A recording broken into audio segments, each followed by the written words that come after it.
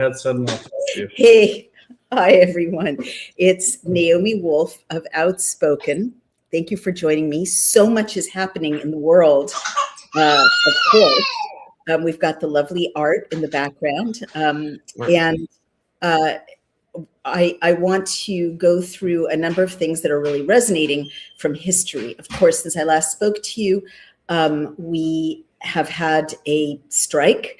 The U.S., in alignment with Israel, our ally, of course, struck Iran under the leadership of the Mullah Khamenei and assassinated him. Essentially, there's no pretty way to say that. And also took out a number of strategic locations, obviously disabled their ability to manufacture a nuclear bomb, which in my view is certainly behind the kind of immediacy and urgency of this strike, and took out other people, took out key leaders of the Islamist regime that has been holding Iran captive for 37 years. Just to put it in context a little bit, and I'm agnostic. I don't know the details of the geopolitics the way my husband Brian O'Shea does, or other commentators who are deeply immersed in the whole balance of power dialectic around these countries. And Brian will share with you what his view is. I asked him to come on the show and talk about it, but I do know history and I do know feminism. And so what I'm going to share with you in a few minutes is the kind of tyrant washing, whitewashing that the left does to minimize the atrocities and the brutality of the regimes of real tyrants. And the fact that the Washington Post is whitewashing the brutality and the regime of Ayatollah Khamenei really illustrates what Jamie Glazov, and I've been talking about him a lot, and I interviewed him last week, reveals in his book, United in Hate, The Left's Romance with Tyranny, Terror, and Hamas, the fact that the Washington Post is whitewashing using time-tested language manufactured by communists, like pure communists, to soften the image and the memory of this brutal dictator that is part of the Islamist regime that was just assassinated, Ayatollah Khamenei, really reveals the closeness, the entanglement of what's being called the Red-Green Alliance, the Marxist left and these Islamist movements. And it shows that, even the Washington Post is in the pockets of some deep Marxist influences. Marxist Islamist influences, which is really, really scary, right? Because it just shows how deeply infiltrated the United States is. And you can see in Britain, they're even further down the path of this infiltration by the Red-Green Alliance. You can see how bad it can get, how quickly. They lost their country in 2 to 3 years in Britain. And if you can see me or hear me in Britain, it's a miracle, because their censorship is so extreme. The censors are trying to keep the people of Britain from even understanding how much they've lost their country to this Red-Green Alliance. Another example of the Red-Green Alliance that this strike, these attacks on Iran are revealing, are coming out of Britain, where, believe it or not, leaders of the Green Party, who recently won an election, and the Green Party is supposed to be a right-on, left-wing, environmentalist Western party, they actually requested a moment of silence in the wake of the assassination of Khamenei. I have that from multiple sources, but I wouldn't consider it fully confirmed yet, because these are not solid sources. But what I can tell you solidly is that the left in America, all the way from Jane Fonda on down, is protesting the strikes in Iran and saying no war in Iran, hands off Iran. Whereas, there's this surreal situation in which the hard left, the NGO funded left, the as it turns out, Marxist-funded left. More and more people are tracking the money flow from actual communist organizations, actual CCP funders. They're protesting the strike on Iran, and meanwhile, actual Iranians, exiles, right, people who had to flee the mullahs and flee the Islamist tyranny.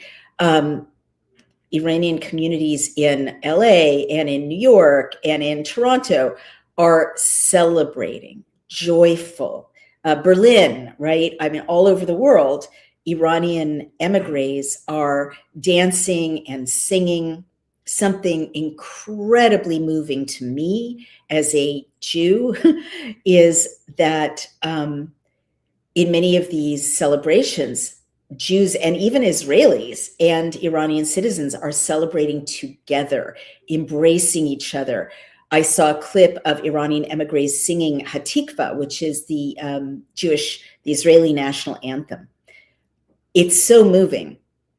It's so moving on so many levels. First, just absorb the fact that the left is protesting what the people of Iran are celebrating, right? And we don't know everything. We don't have reporters in Iran who are reliable. There is fog of war. It's going to take a while to know, exactly the state of the civil society in Iran, how this plays out. I don't pretend to see the future, but just as a snapshot of the United States and the West, really, it is amazing to me as a lifelong leftist, right, until pretty recently, when I walked away from that side of the aisle, it's amazing to me that the left, the right on left, that's supposed to be for feminism and women's rights and gay rights, are protesting in favor of a brutal Islamist regime that has enslaved women, veiled women, kicked women out of their professions. Women in Iran in the late 70s were under the Shah, who had his own issues, right? But compared to this, women's rights were stratospheric. Women in Iran at the end of the 70s were doctors and engineers and scientists and lawyers. Women were getting college educations. It was a free, open, vibrant civil society compared to what followed, especially for women. And so you do see images of women without headscarves, which is not the only measure of freedom, of course, but Iranian women celebrating, Iranian women emigres celebrating. You see images. I loved this clip. And again, we can't verify how real is this. Are these actors, this is not the verified end of the media chain, but it's initial impressions for what they're worth. A clip of two middle-aged women dancing without their headscarves on or their chadors in the street. And you could feel that this is the first public sunshine these women have had on their bodies and heads in 37 years, since they were little girls, probably, or young teenagers. They've been veiled. So I've already got some trolls and critics. We'll turn to that, but that's really interesting. It is of note to me as a journalist that when I'm over the target, or, certainly over an issue where it's a battle of information, the trolls and critics emerge very, very quickly. But, come on, it's free and open debate, open discussion. I'll take your comments as they come.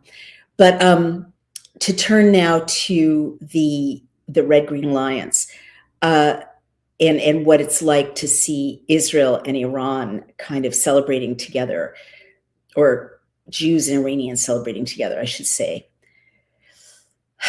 You've got to go back in history a little bit to understand the resonances of this.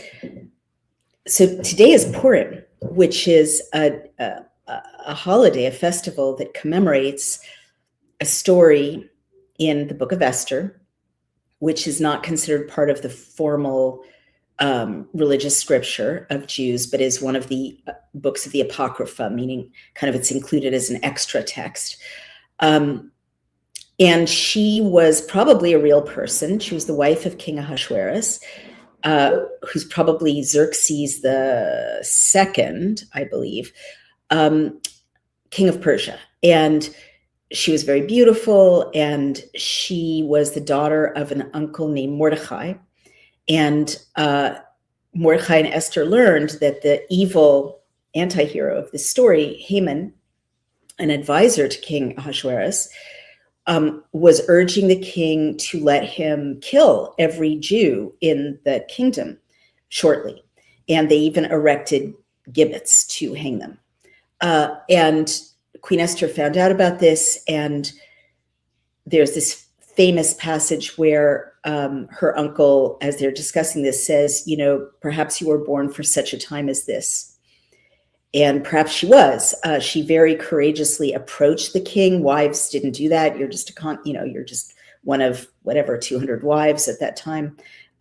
She approached him in his bedchamber and basically told him, what was happening, and asked for a favor. And he granted it, whatever you want. And she said, save my people, essentially, and kill Haman and his people. And sure enough, that's what happened. The gibbets that Haman and his sons had erected to kill off, genocide the Jewish people, the children of Israel, at that time in Persia, were used to kill Haman. So we are supposed to remember it and tell the story as, one of the many times Jews were targeted for annihilation, and, God had other plans. They were saved at the last minute. But it's a very moving story, because it's probably true or based on truth. Again, Ahasuerus was a real person, but also B, because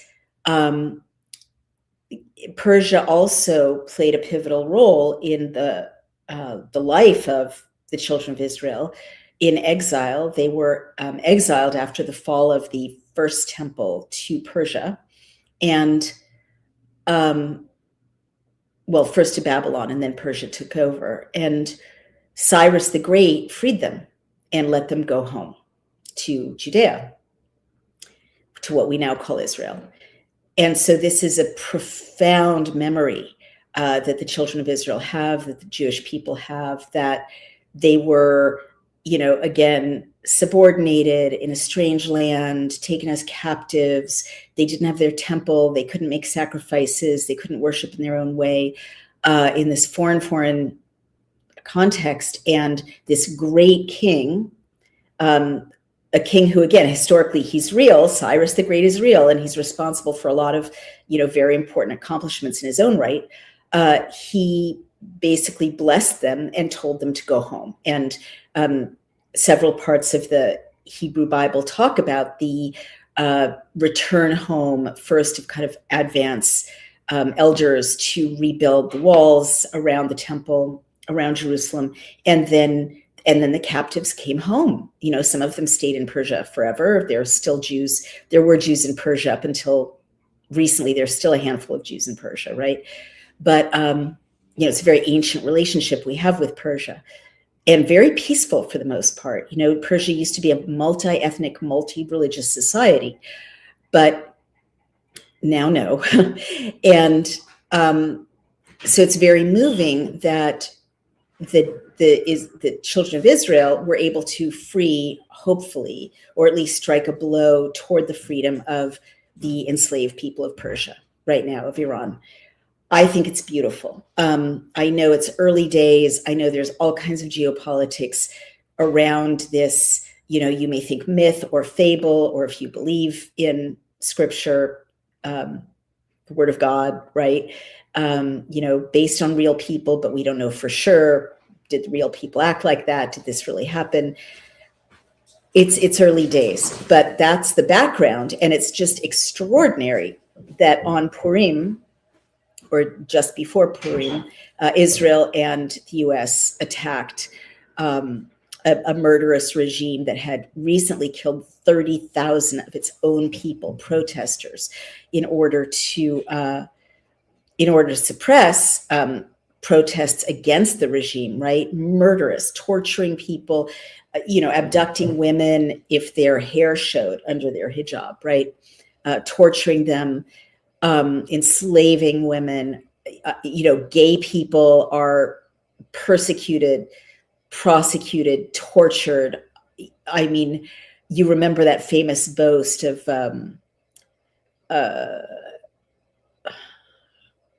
darling, who was the person who boasted there are no gay people in Iran? Ahmadinejad, right? He insisted that there were no gay people in Iran because it's such a hated, reviled lifestyle or sexuality orientation that they persecute gay people until everyone hides their true orientation. They enslave them, they imprison them, or worse, and torture them. So it's an evil, evil regime. And not only is it an evil regime in Iran, but it's a factory of terrorism that is exported to the West. And the goal is, as we're seeing more and more clearly every day, to subvert and then overrun Western societies the way Islam, and I always feel bad when I say this. I love so many Muslim people. I've been treated well in so many Muslim countries. I took a course in the Quran and Islam. There's so much that's beautiful in it, but this is not that, right? This version of Islam is not the peaceful, enlightening version of Islam. This is about hatred of the West, hatred of women, hatred of Jews, hatred of homosexuals, a murderous theology that cannot coexist, doesn't want to coexist with other people and other ways of life. And we just need to face that, because the rapidity with which whether through immigration or through like colonizing Texas, mosque by mosque, changing laws, running candidates, it's happening so quickly. New York City, where I'm sitting, it's happening so quickly that Islamists are being appointed to positions of real power, and other faiths are becoming more and more vulnerable. Islamists are in charge of more and more resources, including national security resources. Everyone else is vulnerable to that. So that's the backdrop for what happened. One of the things I want to call your attention to is language. Maybe I should pause and take some comments, because we're getting lots of criticism. So Christy M. Van Ryn says the first bombs that dropped on Iran killed little girls. This is femicide. The whole war is heinous. We cannot support Israel USA bombing this sovereign nation. Now that Khamenei is gone, the Iranian people need to determine their future. Iran cannot become Gaza. Okay, there's Brian O'Shea. Let me take a few more, honey, and then I'll go through my language, and then over to you. You don't think the Israeli regime is brutal, attacking the devils? How many kids have they murdered, you hypocrite? God, I knew you were a sleeper. What a disappointment. Okay, I shouldn't laugh. It's just so, yeah. Let's see. There are no coincidences. It happened on Purim because it was supposed to, possibly. Sorry. We're live, baby. I know, but it was. Can you come into the frame, sweetheart? They can't crouch down. Okay, baby. Christy Van Ryn says, yes, Gaza will become a Riviera when Israel kills or removes all of the Palestinian people from that region, a Riviera for only Jewish people. What? I'm like, move on from those. Sweetie, I got to go at my own pace. Okay, whatever you do. There's just like, those are trolls. I know, but I mean, we have to give space for critical comments. That's not critical. It's not even on topic. That's true. Right. Keep on topic, guys. Okay. All right. Well, it's kind of on topic because okay. So when I'm in spaces, I get the 50-cent army out of the CCP going at me all the time. They'll insert off-topic stuff into a conversation to take you off topic and burn the time. Oh, can you explain what the 50-cent army is, baby? Very super. Yeah, the Chinese Communist Party, or CCP, they have a whole bunch of these inmates that get paid 50 cents per tweet, or 50, whatever they have over there per tweet. That's where a lot of the trolling comes. I'm not saying that's here, could be. But you can usually recognize the trolls from the CCP, and that's why it's called the 50-cent army. You can usually recognize them because they have 4, 6, or 8 numbers in their username. Okay, perfect. Well, thank you. So before I hand the mic over to my incredibly well-informed and experienced husband, who, as I said at the intro, knows a lot more about geopolitics in this area than I do, I do want to call attention to something I do know about history. The Washington Post, very famously, now they're getting slammed, and this is Fox News covering this, slammed for something really, truly disgusting. And this is a headline: Washington Post slammed for describing Ayatollah Khamenei as avuncular with, quote, easy smile. And then they point out that the Washington Post described Iran's supreme leader, Ayatollah Ali Khamenei, who was killed on Saturday, as having a, quote, bushy white beard and an easy smile, end quote, in its obituary of the Iranian leader. Quote, with his bushy white beard and easy smile, Ayatollah Khamenei cut a more avuncular figure in public than his perpetually scowling, but much more revered mentor. And he was known to be fond of Persian poetry and classic Western novels. Oh, we had them all wrong. I know, yeah. Especially Victor Hugo's Les Miserables. All right, well, that's a good communist text. But like the uncompromising Khomeini, he opposed moderates' efforts to promote political and social reforms domestically. That's a euphemism for gunned down 30,000 people last 2 months. And I just want to add on that gunning down of the 30,000 people. That's reported by The Guardian, right, by the UN, by everyone. So before any of the trolls get on and say, that's not true. No, it's totally confirmed. Maybe it's not, but everyone thinks it is on both sides. But like the uncompromising Khomeini, he opposed moderates' efforts to promote political and social reforms domestically and to secure rapprochement with the United States. Like, that's a euphemism for, and sends his sleeper cell killing squads all over the West, including the United States. We'll get to that. All right. Khamenei, along with other top leaders, was killed after an Israeli strike in Tehran as part of a massive coordinated U.S. military offensive called Operation Epic Fury. The piece was met with pushback on social media. The obituary noted the leader was responsible for thousands of murders in a lengthy article about how he rose to power in Iran.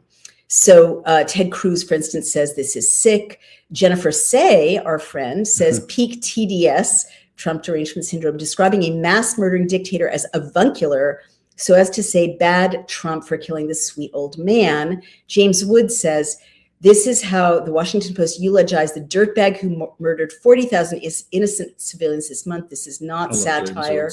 Doug Powers, Washington Post swung for the, quote, austere religious scholar fences with this one. New York Times also used avuncular to describe him. So now let me get into something I do know very well, and that's language, as well as the history of language. So avuncular, what does it mean? It comes from the same root as uncle.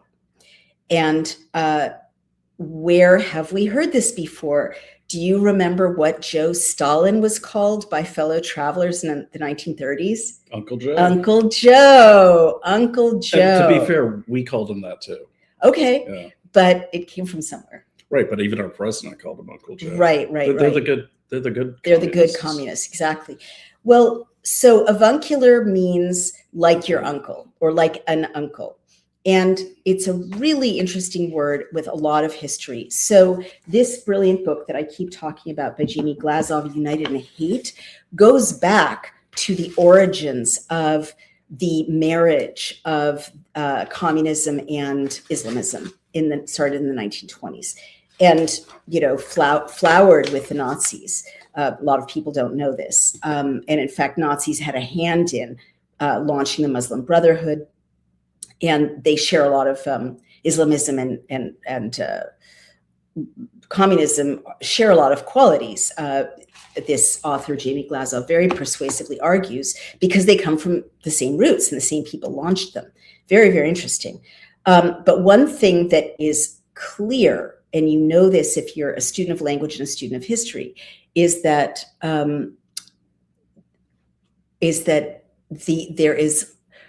there are descriptions in Soviet history and then in communist Chinese history that go back to the 20s using this language that the New York Times and the Washington Post both used about murderous tyrants.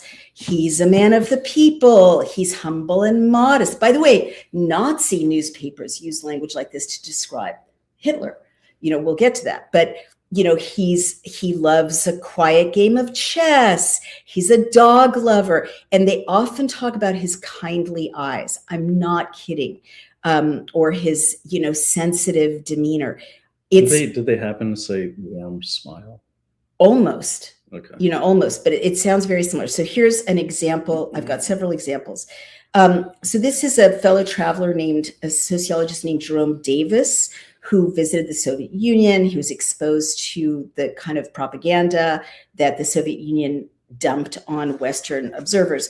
He rhapsodized about Stalin's yearning to follow the will of the people. It would be an error to consider the Soviet leader a willful man who believes in forcing his ideas upon others. Everything he does reflects the desires and hopes of the masses to a large degree. He always has his ear to the ground, making it his business to find out what people are really thinking. Peasants and workers are encouraged to write their frank opinions.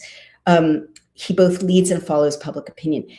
Davis was especially enthralled by Stalin's Puritanism. Here you get this, description of this like humble man. The Soviet leaders, and by the way, by now he was already purging his associates, collectivizing land, putting people in gulags. The Soviet leaders' recreational likes and dislikes are quite in keeping with his character. All Stalin's associates say he's quite puritanical in his personal habits. He never permits smutty stories to be told in his presence. He rarely drinks vodka, preferring the mild Caucasian, from the Caucasus, red wine. He smokes a pipe, never gambles, and never drinks to excess. And he goes on to call him, to refer to his very real modesty and unassuming nature. Then you have this kind of echoes, throughout the decades. Fidel Castro.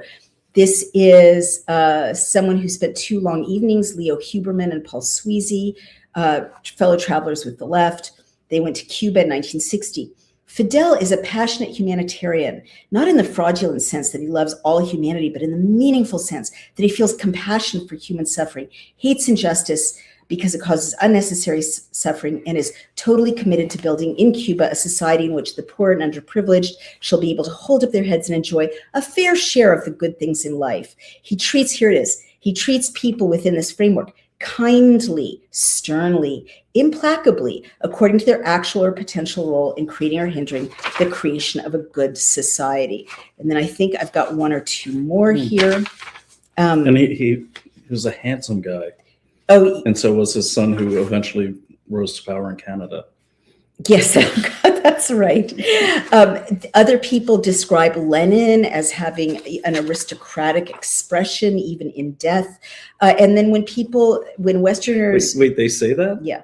Lenin died of a stroke. They liked his expression.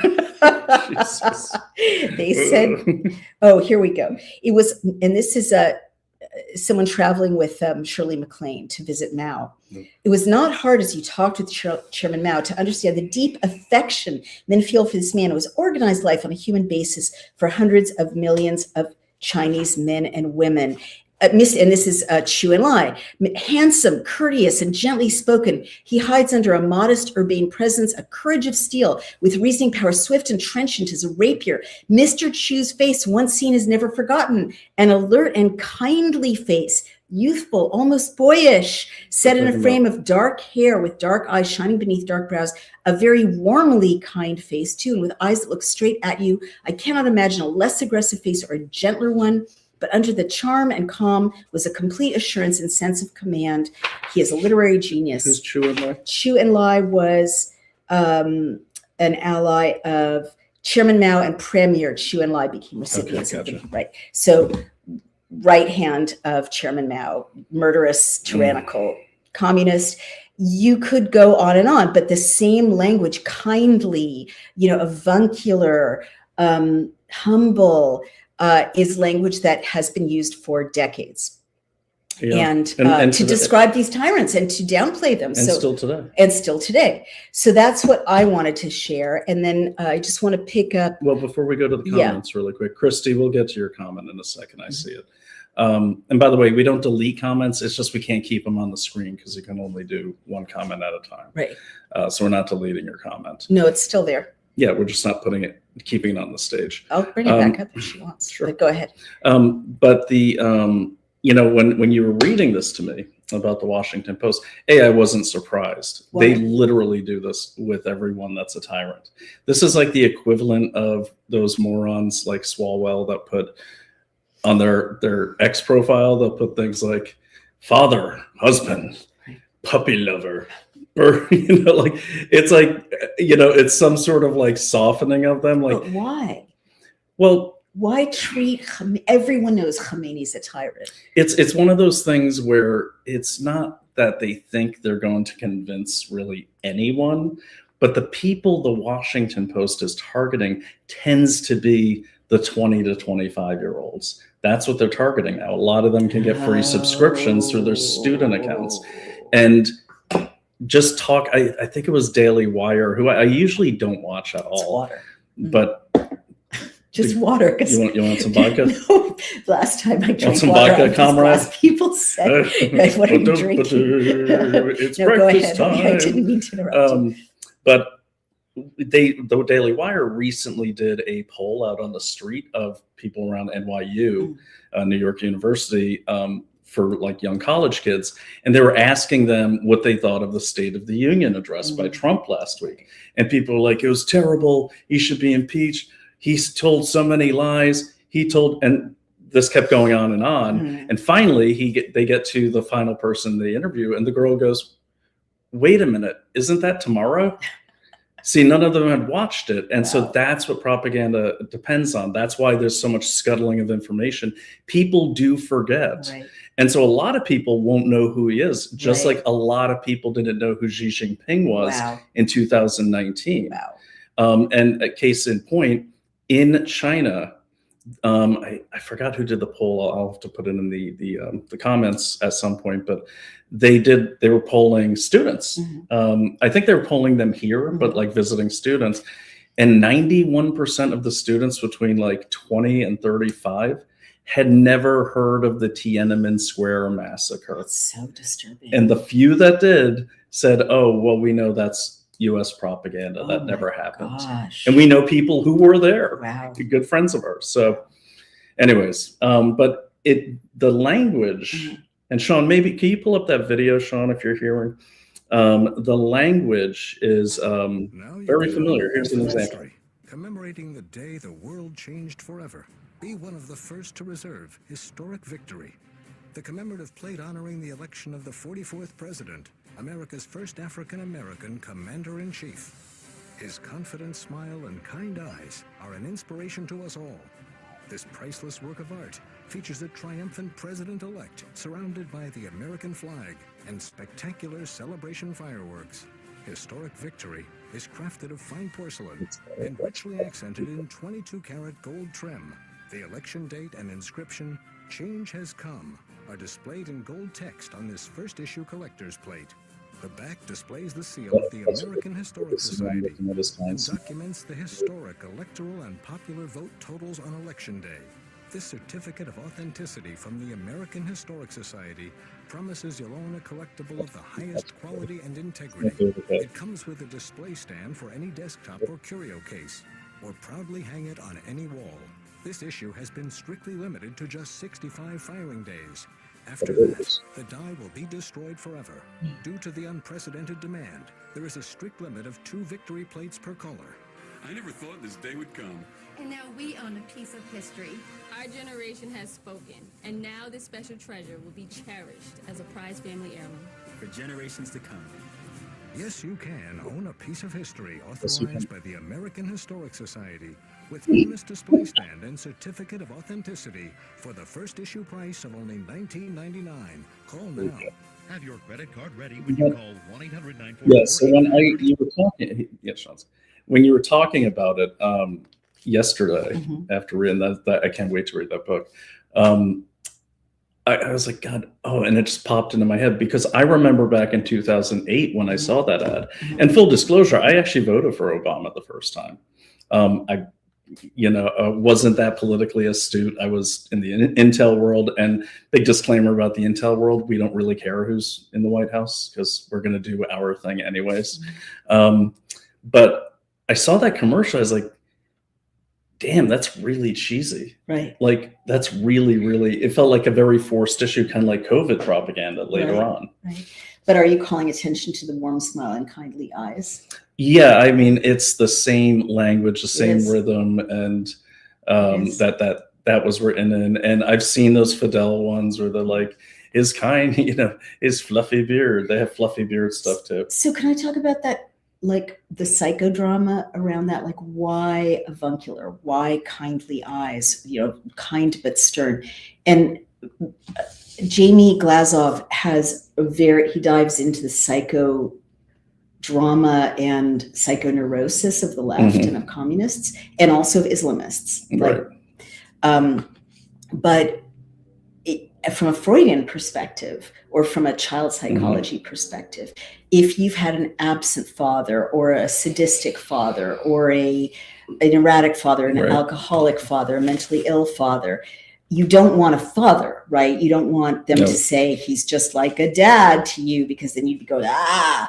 But what you want, and fairy tales do this, right? With the wicked stepmother, where you project all the characters. I mean, this is what the theories of fairy tales say, all the characters of your mother that you might not want to deal with directly with your conscious mind. But the uncle, the kindly uncle, is like the alternative father substitute.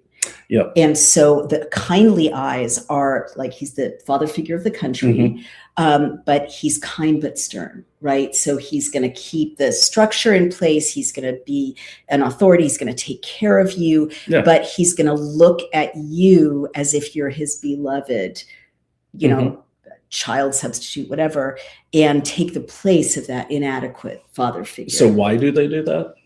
Well, I just gave you kind of a theory of why they're the real using reason. that language. I'm sorry. The real reason comes from communism. So this comes from some of the earliest Bolshevik propaganda, where you're trying to replace the father figure with the national leader. Yeah, that's why they describe Mao that way, because in Mao's China, you did not have family pictures up anymore. And eventually Mao's picture was everywhere. And eventually Stalin's picture was everywhere. I was just watching this great documentary about Stalin, life under Stalin. Oh my God, Obama's picture was everywhere. Obama's picture compared with Trump. You got the plate. No, but remember the Obama years? It was everywhere. I mean, Trump's is everywhere too, but it's more comical. It's like the bobblehead and But the thing is, you're replacing the father figure because you're trying to scuttle the nuclear family in these regimes. Now, granted, Iran is not technically a communist regime, but it does run like one. There's a central authority at the top. They pretty much, people are treated equally badly. There's always purges.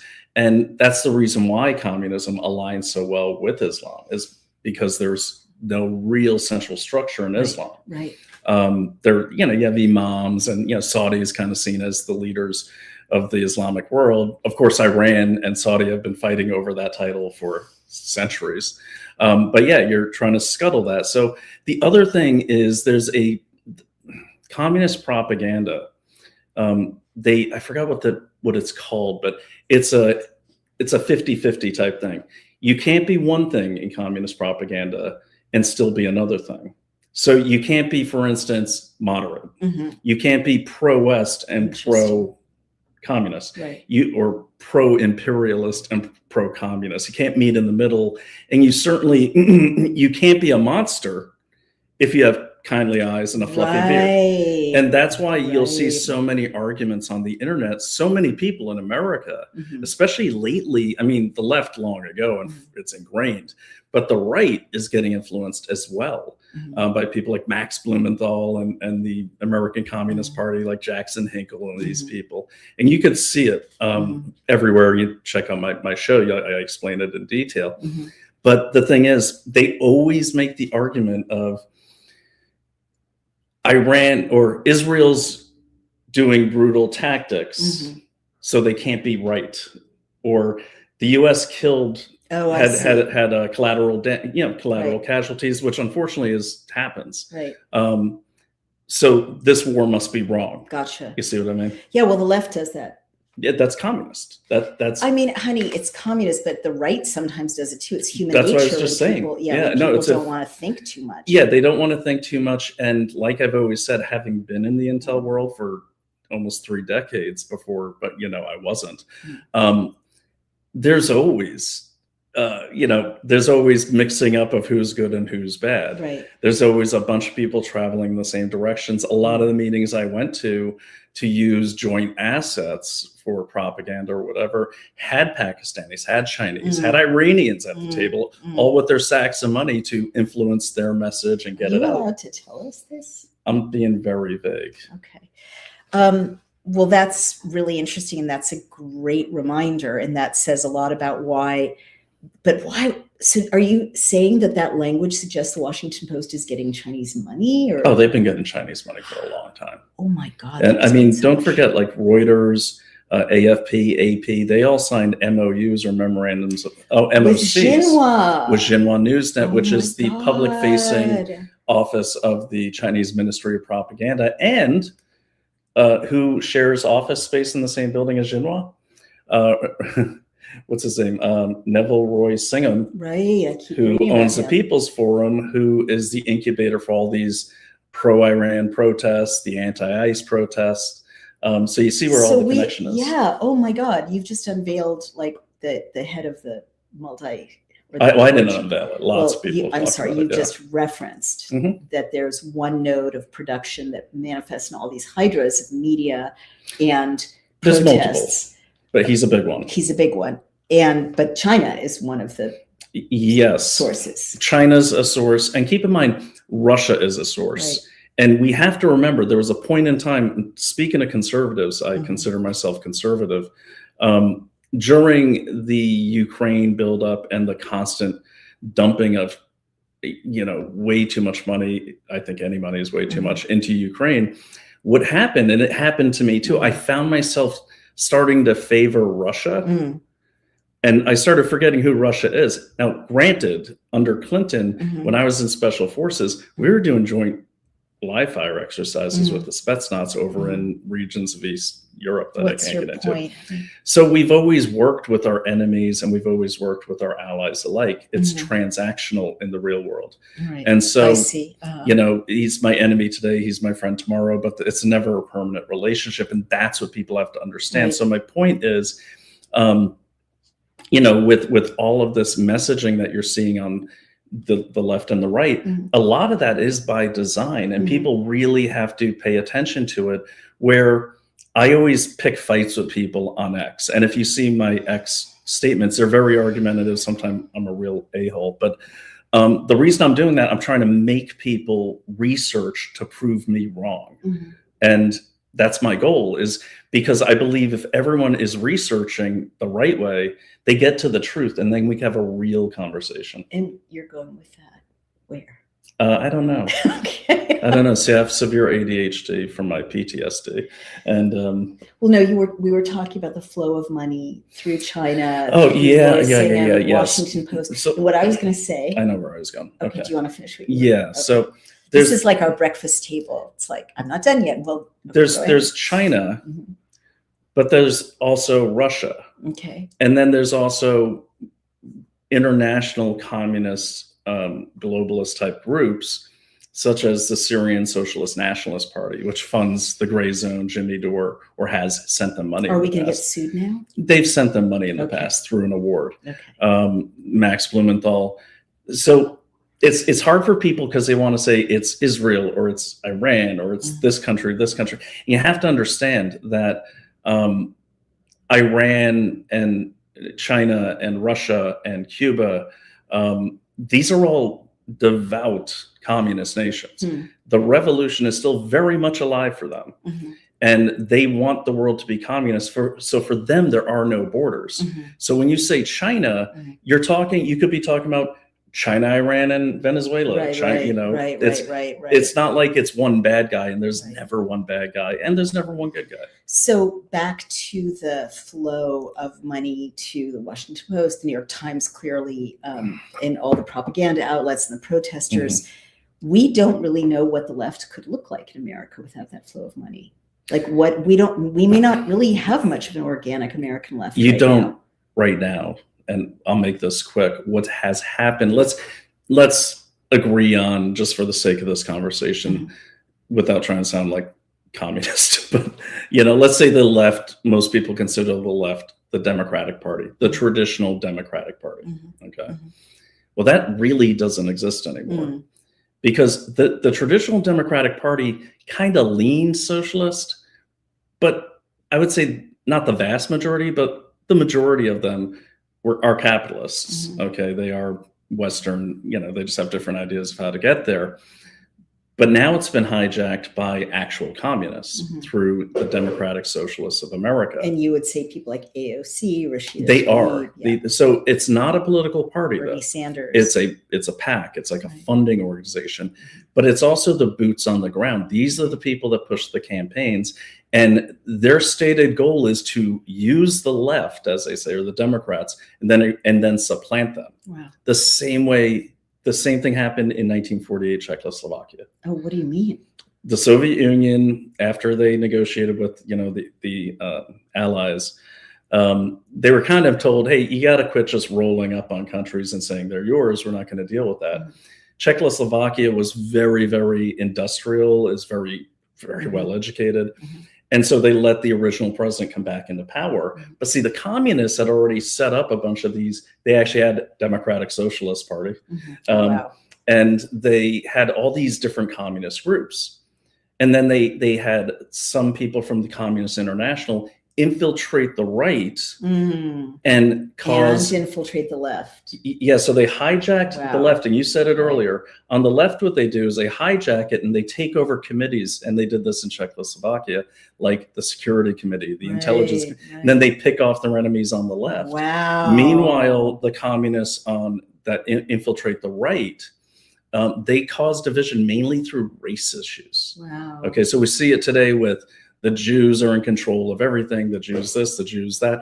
All the stuff you're hearing about the Jews controlling the world and trying to take over, that comes from before the Bolsheviks. That comes from the Tsar of Russia, and before that, Before the sweetheart, church. it's like goes back to the Middle Ages. Goes way back, and it's the same. It's almost verbatim the same. But what they did in Czechoslovakia, which was really, really a crazy moment when I learned this, they scuttled the right by sending a lot of the veterans and the police like hundreds of miles away because Wow. we got a new threat over there. Let's get rid of these guys. Wow. And then for the people that were political influencers, they inserted the Slovaks are your problem.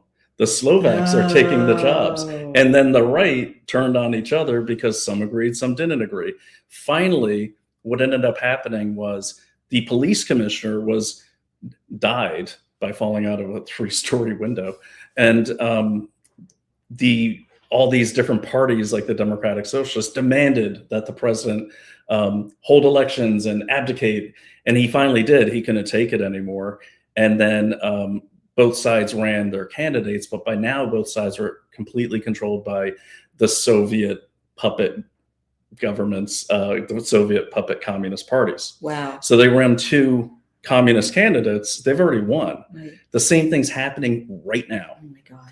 in America. Wait, so are you saying communists are infiltrating the right Yes, as well? yes. So through influencers, what has happened is during the defeat the mandates, a lot of people were on the same side of conservatives that normally wouldn't be.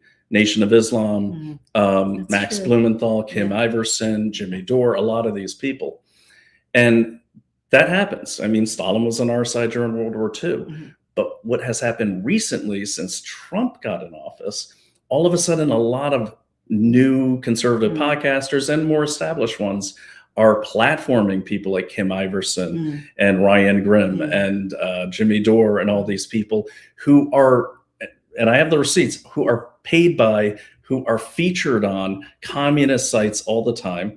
Wow. Or like George Galloway in the UK, an avowed open Marxist. Yeah. He always has on Max Blumenthal and people from the Gray Zone and Kim Iverson, these people that a lot of people on the right think are conservative, but they're not. Wow. And that's how they got in there. Same thing happened in Czechoslovakia. So smart. It's like you worked with us against the Nazis. Right. We trust you. We know, trust you. You know, I'll give you a point of information about that. Someone challenged me when I was saying, this attack on Iran is a good thing. And I said, look, let's just have a debate. Let's have a live debate. I'm tired of this sniping on social media. And he's contacting me and he's like, will you have a moderator? Can I propose Kim Iverson? Oh my God. Oh, and his background is exactly what you're describing, an activist, a grassroots, total kind of quasi-Marxist, Yeah. I mean, anarcho. He said anarcho is in his bio. Oh my God. Yeah. That's like the early Antifa. Yeah. So, okay. So I get what you're saying. I want to ask two more points. And we got to get to the uranium. Yes. Well, thank you for mentioning that. That's one of my second points. I did want to say just a note. One of the reasons I'm so bullish, and I am an anti-war person, hate war. I've been in conflict areas as a journalist. It's terrifying. You know, I've been in bomb shelters when bombs were falling. You know, I was a mile from ground zero. You know, my home was, and then I came back in a taxi from Canada because there were no flights to join my family a mile from ground zero. Like, you never want war. You never want war.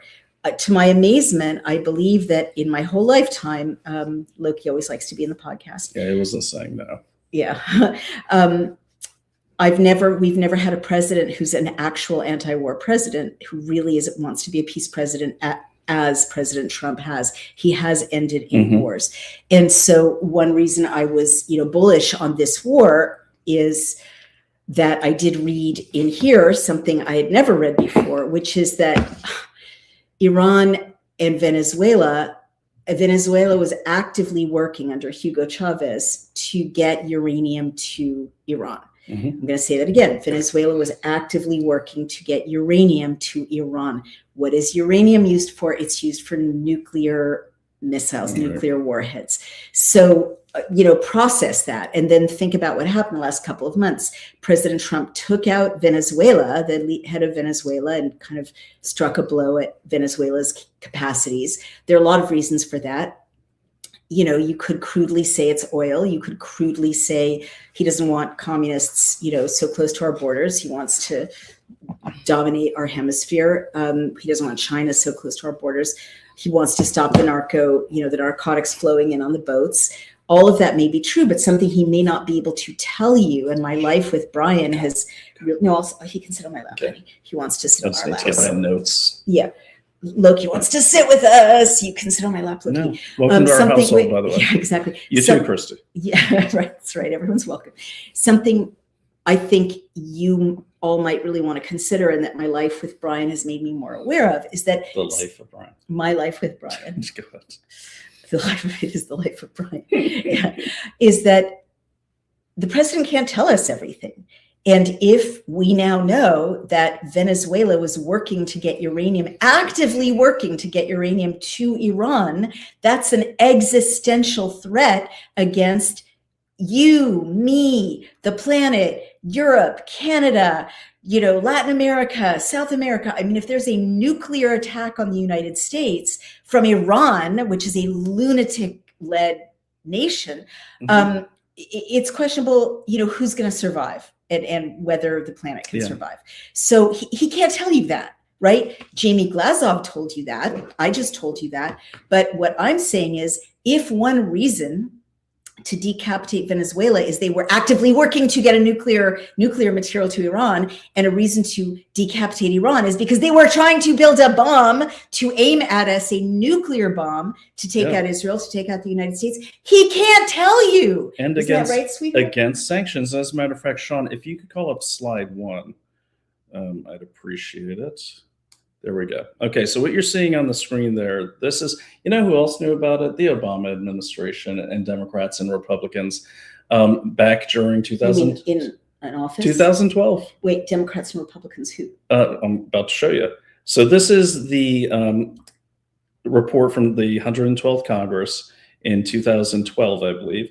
And this is the Subcommittee on National Security, Homeland Defense, and Foreign Operations of the Committee on Oversight and Government Reform and Subcommittee on Western Hemisphere, blah, blah, blah, blah. Congress. Okay. And I'll even point out that, I don't know, you probably know the names better than me. Oh, there's Dennis Kucinich. Yeah, Dennis Elijah Kucinich. Cummings, Justin Amash. Mike Kelly. Mhm. Okay. Lots of it's a bipartisan commission.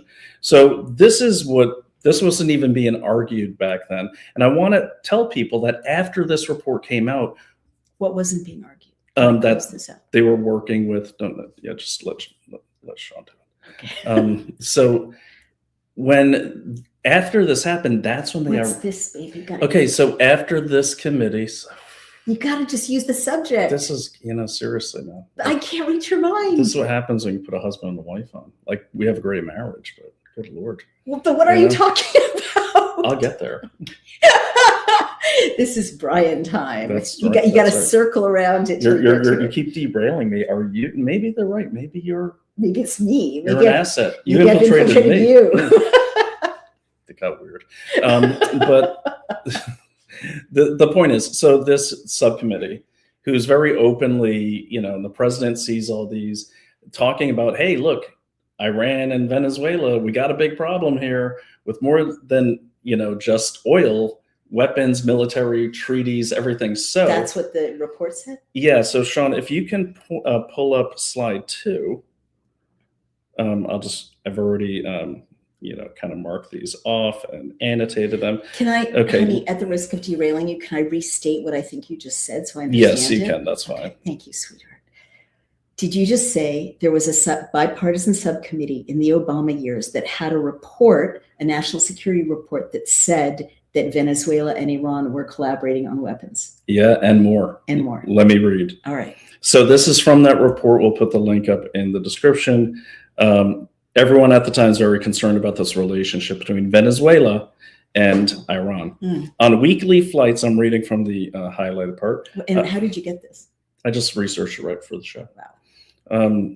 On weekly flights from Caracas to Tehran via the Venezuelan Airlines Conviasa, it is unclear who or what is being transported, but reports indicate that the flights do carry weapons for terrorists. Oh my gosh. These developments are troubling enough. They are further complicated by Iran's audacity in the nuclear area, specifically its missile tests and air swell secret enrichment facilities in Qom, which we blew up. The nuclear issue is pressing and does not exist in a vacuum. In 2009, during the Bush administration, Venezuelan President Hugo Chavez expressed his support for Iran's nuclear energy development, and there have been mixed reports signaling a possible Iranian assistance to Venezuela in its search for uranium deposits. And then the last highlighted portion, and this is Congress, this is bipartisan Congress. They go down through other problems. In 2006, Venezuela integrated itself with Iran by aligning with Cuba and Syria. Remember the ones I said in the beginning, it's borderless with these people, and Syria as the only countries to vote against the UN Atomic Energy Agency resolution reporting Iran to the Security Council for its failures to comply with United Nations sanctions to terminate its nuclear program. In April 2008, Iran and Venezuela signed a pact of mutual support. Gosh. And then the final part of this, Sean, if you could do slide 3. All right, there we go. And then slide 3, I'll wait for that to pop up, but I'll just start reading while Sean's getting it up. Gosh. So there was an Iranian beachhead just south of our border. Oh, it's even worse. Yes. In November of 2010, one of the agreements signed between Iran and Venezuela in October 2010 would establish a military base on Venezuelan soil to be jointly operated by both countries, on which medium-ranged missiles would be placed. On July, they wanted to take out the United States from Venezuela. And this is 2012. I didn't have time to research if they accomplished the building of these bases. Whoa. On July 13, 2011, a German publication, Die Welt, further reported that Chavez met with the commander of the Iranian Revolutionary Guards Air Force in February of 2011, which has been confirmed, to discuss the final details of the construction of the missile base, which now is being built 75 miles from the Venezuelan-Colombian border. Oh my God. And then the final piece of this, It is also believed that Iran is pursuing the exploration of uranium in Venezuela, an obvious ingredient necessary for Iran's continued development of nuclear weapons. And what happened after this? Obama signed the nuclear energy deal treaty. What did that do? That allowed them to basically produce uranium. Yeah, uranium. He's a traitor. He's a total traitor. I've always said that. But I never believed you. Now you've got the receipts. They're in Congress. He saw this, he knew this, Yes. and then he went ahead and signed an agreement that allowed them to develop their nuclear capabilities for energy. further. Right, for energy. Right. Oh my God. Yes. He's a And that's traitor. And keep in mind, too. Wait, are you saying he's a Marxist stealth candidate? Yeah, I am. Wow. Even I didn't know it back then because weirdly in the intel community, we did very little to target anything communist. So let that sink in. During the Obama years. During all the years I was in from, Bush through Clinton and everyone else. Well, I guess nominally the years that you were in, the Berlin Wall had already fallen and communism wasn't. Yeah, but you know what I could never find? What? A China desk. Are you supposed to be saying all of this? Probably not, You but that's should, okay. Honey, don't do anything to get you arrested. So anyways, the point being is that this goes way back. Everyone knew about it. Like when you brought it up to me about uranium, I was a little surprised. But then when I started researching, I was like, I've already researched this. Yes, that's very right. That is shocking. How is that not front page news in 2012? The Washington Post should have been covering this. I don't know if it wasn't.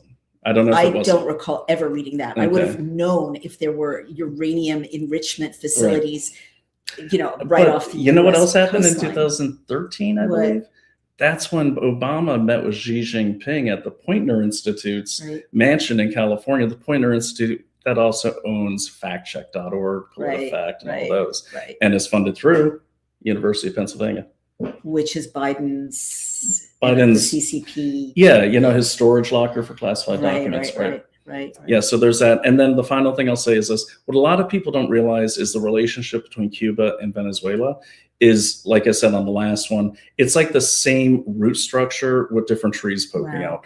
But Maduro himself spent 5 years before he became president, he was living in Cuba on the Cuban government's dime for 10 years. Wow. And the 32 people that were killed when we took Maduro, they were part of the Black WASP elite Cuban special forces that were his personal guard. So you can kind of see the flow here. They're all colleagues.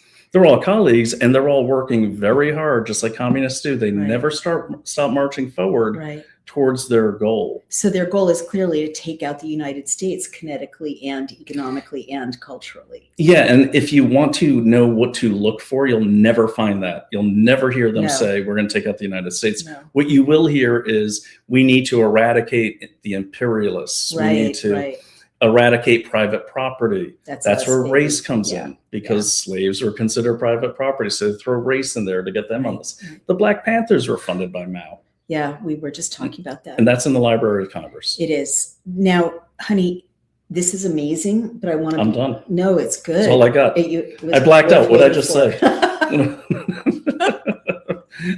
It was worth waiting for. But can I ask you 2 follow-up questions? Yeah.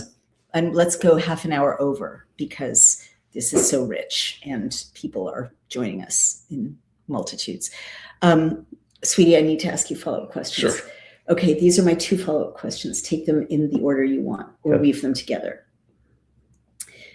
People are saying, understandably, the U.S. may or has hit a school and there are a lot of dead girls. And whether or not that's true, we can't confirm, right?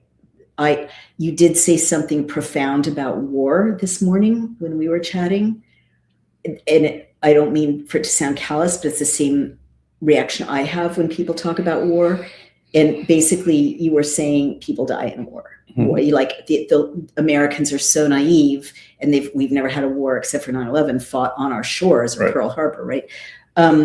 They don't, how can I put it? Like, every death is tragic, but in combat, people die. Children die, babies die, old people die, women die, men die. Like, I just wanted you to speak to that, because as a soldier, you can speak to it more persuasively than I can. And then what I'd like you to tie that into or follow up with is just that big picture analysis of what's happening with Israel and Iran and the impact on China, the impact on oil, the whole riff you gave me this morning or last night. And I said, say it on camera. And you said, don't interrupt me.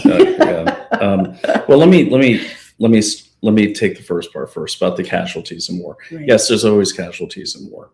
Now, with that specific girls' school reporting, I just want to stress that there's one source for that reporting, and that is the IRGC. That is the Iranian forces who reported that. They reported the same thing coming out of Syria when Obama bombed Syria. Syria had been gassing its own people, and that's a fact. But then they took the same casualties they created and said, look what Obama did. And then so I guess what I would caution people on with parroting and I think that also came out on the Washington Post, I believe. The girls, I think they broke that story. That's really quick to get information out of a place that's already shut down its internet. That story came out 6 hours after the bombs dropped. But we don't know. We don't know. But say, God forbid, a lot of kids died. Okay, let's say for the sake of argument, a lot of kids died. You don't go to war. The decisions that drive actions like this, at least by the leaders I know, are for, I don't want to say the greater good, but will save lives now and in the future, because you're defanging someone who very, very documentedly just murdered 30,000 of his own people. Well, so some of our commentators are saying that number is not right, and it's 3,400. Here, I'll say right now, the IRGC, the Khomeini, when he was alive, did not refute that. Okay. The UN says 3,117, not 30,000. Stop lying! Exclamation Okay. point. You know what? You don't have to get into it with I hate these little kind of like soccer mom people that, sweetheart, I don't mock stop lying, stop lying. No one's lying. I'm reporting to you what I know from my sources, which if you're using the Washington Post, I'm using like Congress. I'm guessing mine are better. So it's true. Okay. It's, but the point is, say God forbid. Let's say, I'm trying to get that. So God forbid that happened. Okay, Loki. It's Loki. Hey, Loki. He barks at every noise in the hallway. So it's keeping us safe. I mean, I don't know what you really. I mean, there's casualties in war. It happens. It's unfortunate, but it's going to happen. And you don't make these decisions based on the fact that, okay, we're only going to do this until if no one gets hurt. Right, it's war. Right. I'm not praising it like it's horrible, but it is war. And I will say this in Israel, okay, and go ahead and call me a shill, shekels, whatever nonsense you want to say. And by the way, Israel, if you're listening, feel free to send me all you want. I could use it. I need a new truck. But the thing is, this bell is killing me. It's fine. Sweetie. Baby. No, I lost my train of thought here. 30,000. The 30,000. It's war. It's you war. Can't make decisions. Oh yeah, I will say this. Now Israel, and I have a lot of friends in Israel on Spaces, in real life, from my military days. Just like I have a lot of friends in all the Arab countries. In Israel, they have continually. It's okay, baby. Keep talking. They have continually. Done engineering at the national level to ensure the safety of their civilians, such as almost every home in Israel has a bunker. Just like in Japan, with so many earthquakes, all the high rises kind of sway and have new engineering because they're putting their people first. Now in Gaza, they have these incredible multi-billion-dollar Chinese engineered tunnels that are as pristine as an airport. But when they launched their attack on Israel, all the fighters went down in the tunnels. They didn't let the civilians in. What's your source? Okay. What's your source? My source is is CBS, but also the authority itself. Wow. And their excuse when they got called out on it, and I'll put it in the description, when they got called out on it, they said, no, we just didn't let infiltrators. They didn't let any civilians into the tunnels except for their own wives and kids of the terrorists, Hamas. And then in Iran, it's the same thing.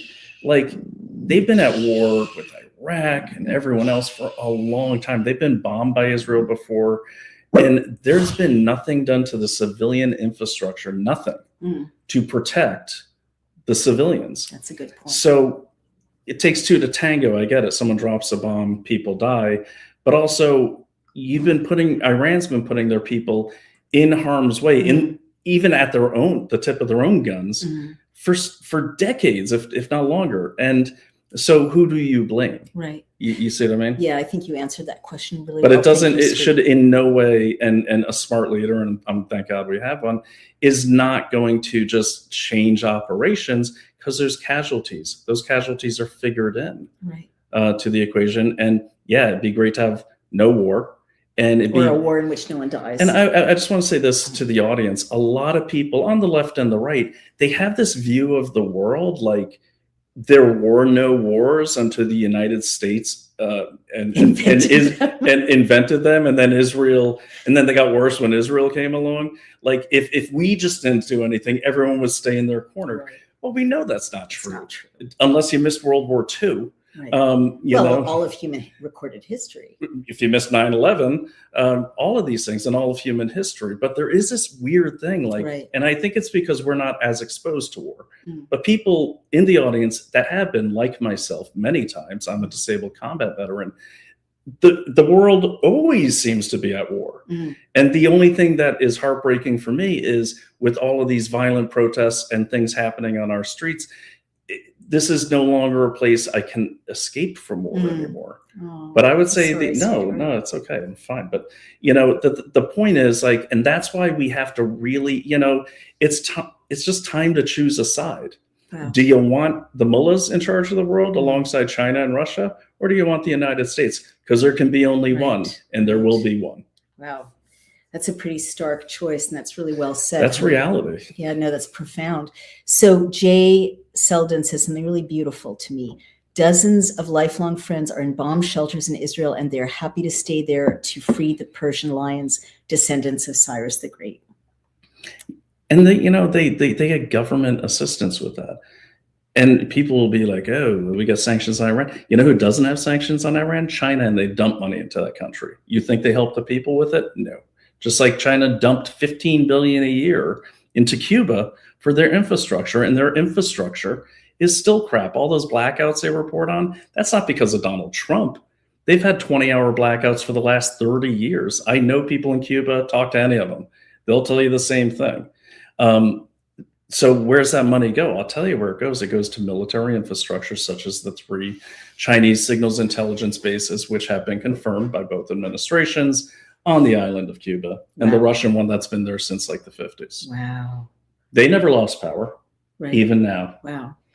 So close. All right, baby, we've only got like 18 minutes left. So let me see if there's so much urgent. Oh, Christy, commentary. I told her I'd address her. Scroll back up. Okay, well. Oh, no, too fast. You can do it, sweetheart. Well, just because I made a promise. Yeah. I think it was about Gaza. I can tell you. No, so this is hello, Naomi's husband. I am a real person in Chicago. I'm not a troll. And why was my comment deleted? So so that's not the comment. The comment was you're going to turn it into a Riviera, Gaza into a Riviera. Right, that's the one she thought you deleted.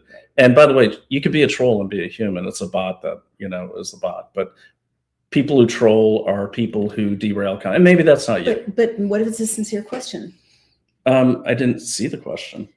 I will tell you, she's saying, correct me if I'm wrong. She's saying you, meaning Jew, me, and Israel, want to Was turn. that you said that, or no? That's her implication. Oh, okay, but you said that. Okay, that's no, fine. honey, sweetheart. I'm mocking. I'm not mocking her. I'm mocking got it. Discourse. Right.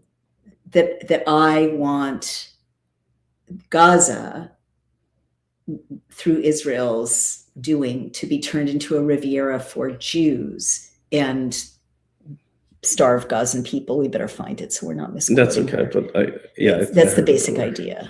Well, I mean, first of all, have you been to Tel Aviv? It's pretty Riviera. It's pretty nice. No, she's talking about Gaza. She said Robert O'Brien. I think that means you. His name is Brian.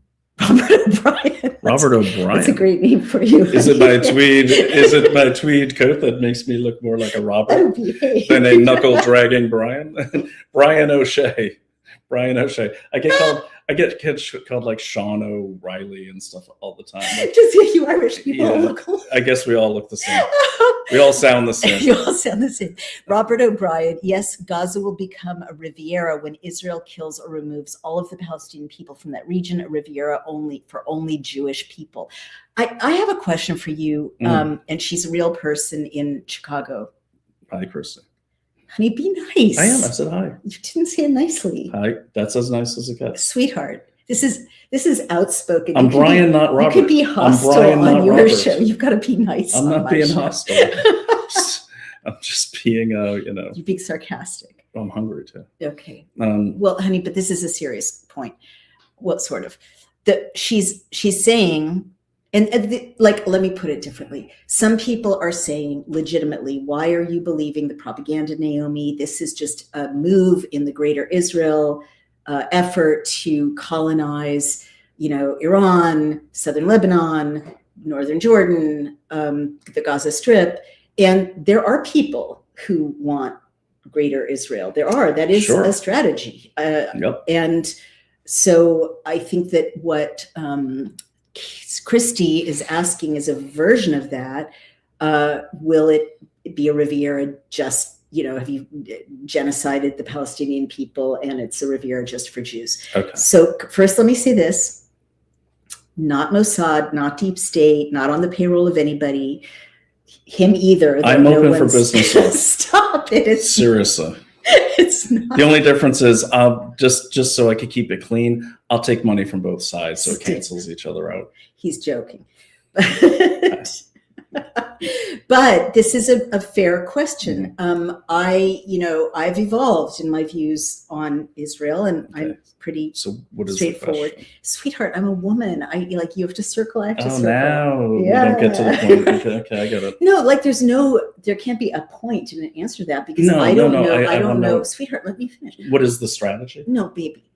I don't know what the answer is about whether this is a salvo, propaganda laden salvo in a war for greater Israel, colonizing all these countries and then genociding the original inhabitants. Okay. I don't think that Israel wants to genocide the original inhabitants, but I know that there are some people within the Israeli, security apparatus who would like to have the Golan Heights and would like to have the Transjordan, would like to have the Gaza Strip for security reasons because they're constantly getting wars waged against them. I don't know, right? We'll see. I can't tell you for sure. Netanyahu is, a sneaky guy, he is. Honey, I think he is. So I don't know the answer. I think he's a nationalist. He's a nationalist. So he's going to put his interests first. But to Brian's point, I think two things can be true at the same time. I think there can be a blow for American national security against uranium enrichment and building of nuclear warheads in Iran, and to ideally get rid of a tyrant terrorism factory in a strategic part of the world. And that could align with Netanyahu's desire for a greater Israel. I can't speak for Netanyahu. I think a greater Israel would be a mistake. I think that something that I'm really excited about now, I do want you to talk about the big geopolitics in that region. I'm really excited about, the fact that Iran insanely sent missiles at 8 Muslim countries, Morocco, UAE, Dubai, a bunch of other countries. Saudi Arabia. Oman. Cyprus, which is not Muslim, but, totally minding their own business countries. And they're all condemning it. The Palestinian Authority condemned it. And I know, right? And so where I'm going with this is I can see God willing, as we say, this situation, if it's successful, creating a new alignment in the Middle East in which Israel and its Arab neighbors all see their self-interest, all align together for peace and stability and development in the region. That would be beautiful, because a lot of people don't like a lot of people in the Arab countries, you've taught me this, don't like the Muslim Brotherhood, don't like the Islamists, just want to get on with living in peace and developing their countries and not being fanatics and not being at war all the time. So that's my wish. And that's a long way of saying I don't know, but I also used to believe that peace, I believed in a two-state solution. I still do believe in a two-state solution. I certainly believe in, human rights for Palestinians and Israelis. This is how I met Brian. If you don't know my history, I was getting death threats in 2014 because I was saying to Israel and Palestine, don't hit civilians, leave civilians out of it, don't target civilians. But I'll also say that the more I know about Israeli history and Palestinian history, the more clear it is that Palestinian leaders don't want peace.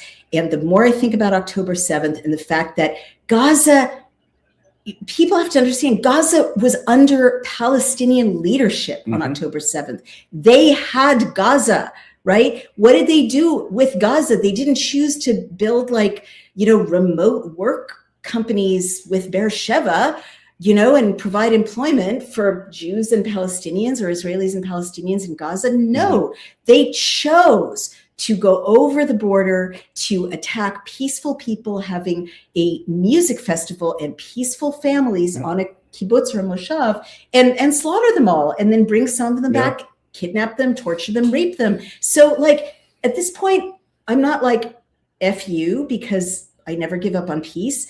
But I definitely feel like, what? You had Gaza. You had Gaza, and that's what you chose to do with it. And we didn't hear voices, as a Jew, I'll just say this, we didn't hear moderate Muslim voices saying, let the hostages go.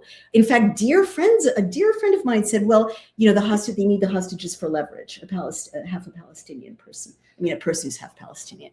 So we're not hearing. But they wouldn't need the leverage if they didn't start it. So I have not seen partners for peace in that situation. I've seen a giant vulnerability. And so, yes, I don't ever want innocent Gazan children and women and men to be in harm's way, but stop bombing Israel, build up. There is a lot of Palestine, I've been there. I've traveled. I'm one of the few journalists who's traveled in both countries. I've been to the West Bank. I've been to the occupied territories. I haven't been to Gaza because it wasn't safe for me to go to Gaza. It probably wasn't safe for me to go to those other places. But those are beautiful lands that have been inhabited and farmed for thousands of years. You could build in the occupied territories, the West Bank, East Jerusalem, the equivalent of what the Israelis have built in Jerusalem and Tel Aviv and Beersheba and Haifa. So go do it. Go do it, and let's live in peace. That's how I feel right now. Yeah, I mean, and so to your point, what the strategy there is, yes, security-wise, having a perforated state, which is what Israel has, and it could be argued that so does Palestine. They're not recognized by the United States as a country, so I will not call them a country. But having a perforated state is always a security nightmare. Everyone wants to get rid of that perforation. So that is a security standpoint. So yes, I agree. I'm sure lots of people on our side and their side would like to see a solid, bordered Israel without that perforation of the West Bank and Gaza. From the Riviera, to address the Riviera thing, that would be a total. People don't go to war to make, beachfront property. Sometimes they do. I mean, history has shown us that the first things you go to war for are for resources. Okay, so what was happening in that region right before October 7th were Hamas, Hezbollah leaders meeting with the Chinese to discuss the Belt and Road Initiative, the BRI, One Belt, One Road. What is that? That is trade routes, everything that 71% of the world are tied into with the Chinese. Mm-hmm. They were actively meeting the Hamas, Hezbollah factions, Iranians, because make no mistake about it, Iran controls Hezbollah. Hezbollah obviously controls Hamas. And there were 17 terrorist groups on October 7th from all sorts of different countries. Wow. Yeah. 17. It was like a terrorpalooza, Jesus Christ. so it was like, yes. And they were all on a drug. I forgot the name of it, but it's like amphetamines on steroids. That was one of the main illicit exports of Syria. Oh my gosh. Okay. That makes you a psychopath. All well documented. I'll put it in the description. So the point is, right before that, those Belt and Road conversations were happening fast. There was something else going on. Saudi Arabia, Israel, India, and the United States were involved in negotiations called IMEC, which is the India Middle East Corridor. Okay. Part of that was Saudi Arabia was actually going to have a few nukes, and this is under Biden, obviously. And what that would have done was compete directly with the Belt and Road. The final meeting before the signing of this, which was scheduled for mid-October, the final meeting was September 29th. Then what happened on October 7th? All hell breaks loose. Saudi, of course, has to pull out of that, and that whole deal got scuttled. And then you can watch. Wait, explain more what I don't understand. So the two trade connection. routes competing, Right, okay, for that area. right. And one has Israel as an ally, and one. Yeah, so us, IMEC, which is Right. India Middle East Corridor. Oh, okay. Saudi Arabia, United States, Israel, and That was about to materialize. That was about which to materialize. would have marginalized the interests of China. Well, it gives people a choice. Right. And remember, the Chinese approached Israel on this before they approached Hezbollah. Okay. And Israel was rolling with it. They're negotiating, but it wasn't good enough. So then they start doing this with, the Chinese doing these negotiations with Hezbollah. Okay, now That's I around the understand. same. And right as they started Right. meeting with the Chinese, Right. Hezbollah, Right. that's when Netanyahu had all that political unrest happening. I remember that? That That seems all- so random. And in the same fashion Right. as we see with Trump. Right. Okay. Right. Same thing happened in Brazil. And Right. it was involved then? The Chinese. So the point is, I don't think anyone, Christy, respectfully, I think Trump says things he shouldn't say sometime, like putting out memes of like a Riviera. I don't think that's a good That's idea. not a good idea. Because people will just keep circulating it. And especially with AI, it becomes locked in reality. So I would always say dig deeper and look, you could be right. It could be nefarious reasons for nationalizing all of that. But I would say if you want to make a good argument, because I love a good argument, don't get me wrong, but I like a well-informed one. Right. And because that's how we learn. And but the point is, like, people do not invest this much time, equipment, and lives just to have a beachfront property, even in Haiti, which I think that's what the UN has been doing in the Clintons. But so there's that. And then the final thing was, I want to stress to everyone that please learn the history of that area from the 1850s on. What a lot of people don't know is like the land that is like Tel Aviv and a lot of these areas, that was actually sold to the Jews who were coming in after Theodor Herzl, started Zionism in the late 1800s. That land was sold to the Israelis, the kibbutzes that were out there, and they had decent relationships with a lot of their Arab neighbors.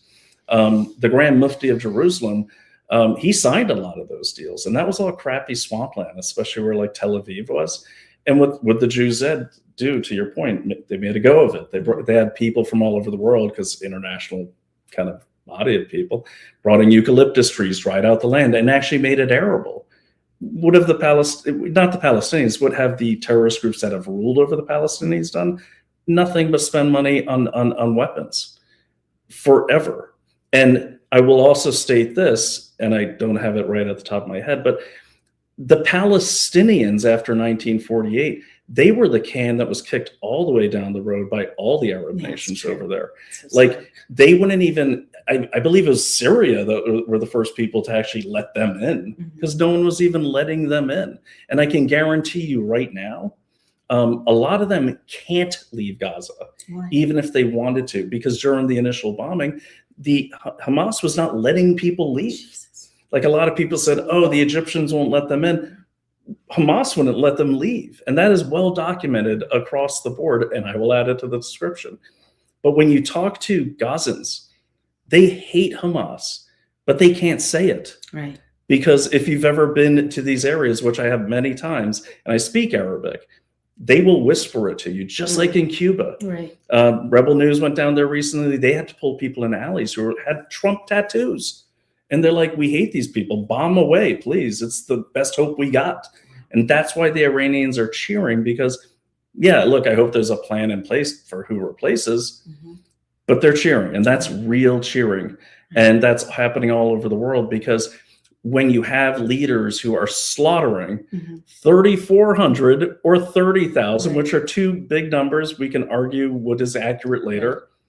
When you have numbers like that, what's the worst that could happen? You know, if your own leaders are your biggest threat, which they are, take a shot, US, maybe that'll work out. So, and that's coming from my Iranian friends. I do want to make one point clear, so I don't piss off. I don't want to piss off my friends in Dubai. Minutes. You've got a giant audience. I do want to say that Dubai is fine. There is a concerted campaign against Dubai that is originating mainly out of Iran and also China, to make it seem like Dubai is an unsafe place in the United Arab Emirates, or an unsafe place. So people are circulating like the old Burj Khalifa fire that happened a few years ago and saying it was struck by a missile. That is not true. And I know this because friends of mine like Ian Miles Chung live in Dubai and are live streaming from the Fountain Show over there at the Palm, and saying, look, there was a piece of debris that set something on fire. Who knows? That doesn't mean it won't happen, but I want to make that clear, because people are and you're right, Iran's sending missiles in every direction. Bad idea. Why are they doing that? They don't see, well, first of all, people forget Iranians are not Arabs. Right. They're not allies. Right. They're, you know, the only reason they have reach into the Middle East is because of Hezbollah. But why are they sending rockets and missiles in every direction? How does that help them? Well, there's two, they're targeting, like, they're obviously targeting U.S. bases. There's U.S. bases in Saudi Arabia. There's U.S. bases in Bahrain. One got hit. Oh, nice accent. Thanks. Yeah, أنا أتكلم اللغات العربية. في سنة ألف تسبيح to sing. But the point is, you know, the ones going over Dubai, they could have been heading for Saudi. We just don't know. Another reason too is that there's so much purging in Iran that when you take out the head, you have a lot of junior officers that don't know what to do. Oh my God, how scary. You know, and they could be accidental launches, or you have people that are like, screw it, we're going to die. I'm going to die a martyr. And they don't view the UAE and Saudi Arabia as their allies. Right. Okay. Right. They view them as vassals of the imperialists, or more imperialists themselves. Wow. And there's some great documentaries and books about the conflict between Saudi and Iran since Muhammad, because they both want to be, you know, Shiite Sunni. They both think they should be the center of the religion, and currently Saudi Arabia is considered the center of the Islamic religion. Let me jump in, and we'll just go till another 15 minutes, because there's such an enthusiastic audience. You can have some water. I just want to make an announcement that I don't know if he's still with us, but the author, Jamie Glazov, of this incredible book joined this stream. And Jamie, gosh, I wish there was a way to bring you. Yeah. If you're still available, Jamie, it would be great if you could hop on. Sean, maybe you could send Jamie Glazov a link. But if not, don't worry. Everybody has to run out and buy this book. The reason I'm mentioning it now is, you know, I said at the start of this podcast that Jamie Glazov goes into kind of the psychoneurosis of radical Islam and totalitarian communism. And I think it could play into like why Iran is such an unstable sovereign nation that you can't treat like, oh, well, they will act in their self-interest. But I mean, Jamie talks about how radical Islam makes life on earth so miserable and frustrating and punishing that, you know, the afterlife, if you're a martyr, seems incredibly great. You know, those 72 virgins are just waiting for you. I thought that was like Islamophobic nonsense, but he totally abundantly documented it. And, you know, that and he documents extensive abuse of little boys, you know, that child abuse is very, very common in radical Islamist circles, the, you know, frustrations. When you talked about this, what it's like to be in a country where you can't see a woman's hair or Well, body, and yeah. not to So I was in not to Saudi. get in the gutter, but Yeah, just no. like how unnatural. Yeah, it so I was is. in Saudi Arabia, which you can't get into unless you have like a business visa, like an official reason for it. So I was doing work for like security work, like a bodyguard type job over there. And then my client was delayed a week, so I was stuck at the what's the big hotel over there with the Sky Mall and everything. It's anyways, Doesn't matter. it's the best hotel in Saudi Arabia, which I'm like, could be worse, right? But let me tell you something. Like, as an American, I was okay without the alcohol. That's fine. But also I could do is have coffee and cigarettes, like for any sort of stimulation and exercise. But there were no women bodies that I could see. Nothing. Wait, you might want to rephrase that. Not that like I'm like there with my telescope or anything. What I'm saying is you literally never saw anything but women in full dress.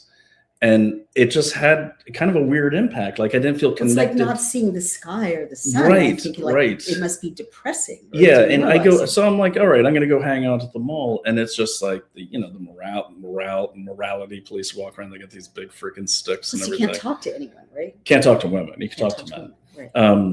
Well, like half the population is cut off from you. Yeah, I mean, you could talk to like clerks and everything, but just you can't I don't really know, but like I wouldn't even take a chance. Like no, but like you can't talk about the weather with an old lady. Oh no. Right. And so what happened is, as I met some people at the hotel. They were obviously working for the Saudi government, because every time they'd meet with me, it's 6 o'clock at night, and what are you going to get at the bar? Water or coffee or espresso? And they're just smoking like chimneys. And these guys are wired tight.